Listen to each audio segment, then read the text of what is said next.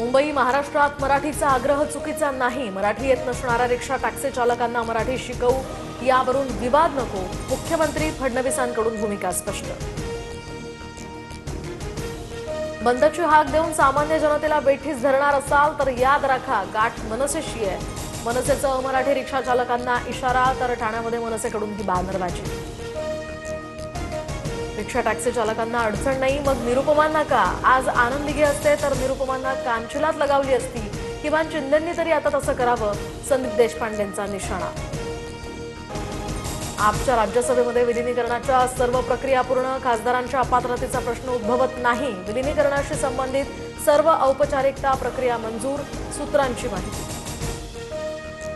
कोल्हापुरातील राजारामपुरी पोलीस ठाण्यामध्ये संजय गायकवाडांविरुद्ध अदखलपात्र गुन्हा दाखल, तर आंबी कुटुंबियांचा मात्र याला विरोध। गायकवाडांनी प्रकाशक प्रकाश आंबी यांना शिवीगाळ केली होती। आमदार संजय गायकवाडांविरोधात दखलपात्र गुन्हा दाखल करून घ्यावा।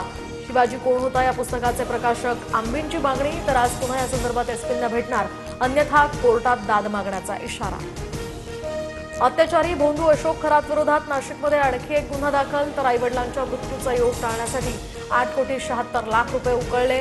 खरातचा सीए ललित पोखळे यानं सरकारवाडा पोलिसात या संदर्भात तक्रार दिली आहे।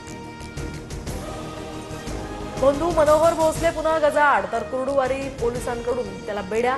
आर्थिक फसवणुकीचा आरोप, तर आज त्याला कोर्टात हजर करणार। 2021 मध्ये भोंदू भोसलेवर आर्थिक फसवणूक आणि बलात्काराचा गुन्हा दाखल झाला होता। उष्णतेच्या लाटेसोबतच राज्यामध्ये वादळी पावसाचा अंदाज। अकोला आणि वाशिममध्ये पारा 42शी पार, तर उष्णतेच्या तीव्र लाटेची शक्यता। तर दुसरीकडे मराठवाडा, मध्य महाराष्ट्रात 2 दिवस अवकाळी पावसाचा इशारा।